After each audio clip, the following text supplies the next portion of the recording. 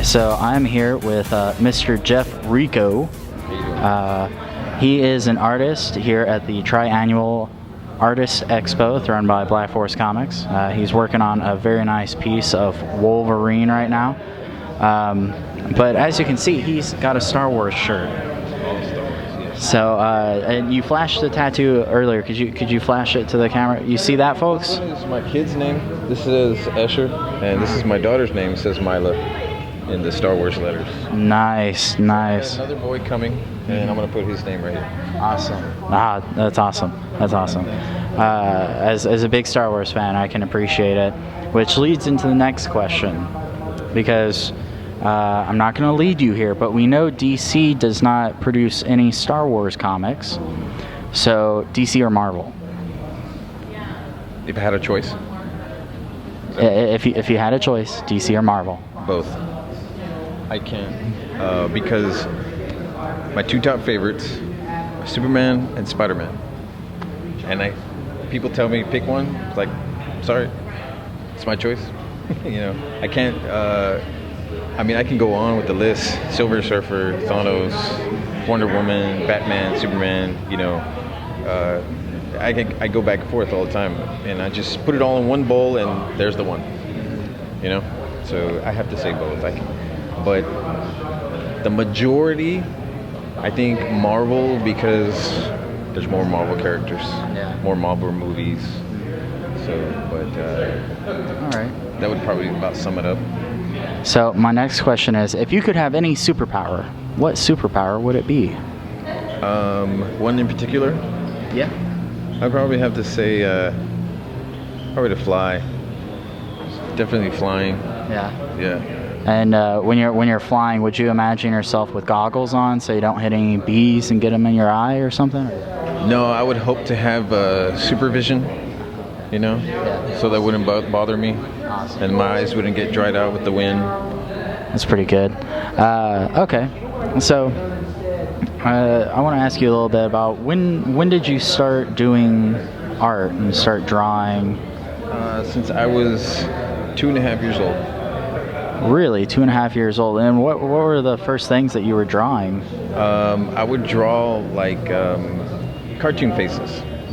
And my parents kept the original one that I did when I was like 2.5, but I lost it. I don't know where it is. But it was pretty good, I guess, for a 2-year-old. Probably better than the stick figures I was drawing, I'll be honest. And so after, you started drawing when you were 2.5 years old, that's pretty remarkable because, I suck at drawing. And so you started drawing really at a young age. Did you ever do any, official training? Like, did you go to school for this or anything? They told me to take art class in school, but I just didn't like making things out of paper mache or popsicle sticks. I just liked pencil and pen, and sometimes they would have us get like a leaf and kind of do paint, paint your hand. So just growing up in school, I stopped taking art class in middle school in 7th grade because I was just it was more like an elective rather than because I felt like a passion for drawing, and I just didn't take any art classes after that. And so what I guess when did you realize like you had that passion for drawing and for art? I mean, obviously at a young age you started drawing, but like when did that really, I guess, become your main focus? I think when I sold my first piece, I think it was about a couple of years ago, I drew a Jim Lee rendering, Superman in charcoal, and someone offered me a lot of money for it, but I turned it down because I drew it for my son. Yeah. And then, so I kind of figured it's like, I can make money doing what I love. That's awesome. And so I see that you've got a lot of pencil work here. And what all do you use? Do you get into paint, or is it mostly pens and pens and? Lately, actually, is markers. Markers. Yeah, Copic markers, like the Spider-Man. I like the way they blend. but it took me about 7 months to really get the hang of them. I just saw a tutorial on these markers, and I started buying them. They're expensive. I started buying a couple of them, and then just practice and practice and practice. And finally, I got pretty decent. I didn't think I got really good, but I think I got pretty decent with them. So I put away my pencils and pens and just worked with my markers. I could do charcoal, oil painting, sketches. And do you have a favorite tool? A favorite? Yes, this is my favorite tool. My mechanical pencil. Yeah, nice. How expensive was that? It was only $10. Oh, that's good. Yeah. That's good. But I got a coupon for it, so. Nice. Nice. All right. And so, I guess my next question for you is: were there any kind of hiccups when you were doing the art? Was there any kind of moment where it's like, why am I doing this? Yeah, I started getting late on my car payment because I was drawing more than working more. But last year I quit my full-time job to do this full-time, and it kind of paid off. But I have to work to bring in some good steady income, at least 70 hours a week. Yeah. But I love it. The time goes by really fast, So. And do you mostly sell them at conventions and artist expos like this? Yes. Yeah, I sell a lot. I also, on my Facebook, I'll get like random people. It's like, hey, do you have this? Or can you do this for me? And I get a commission that way too, which is really cool. Nice. It's really, really cool. The next question I'd like to ask you is, is there a particular subject matter that you really enjoy drawing? Like, is there one character that really speaks to you? I'd probably say Spider-Man. Why is that? There's so many lines, like this one, it's an alien. It's not Spider-Man. It's an alien in a Spider-Man suit. And he's kind of just all one color, but when you get a lot of the lines in, there's like another 4 colors just to do with the lines, and it's got layers and layers.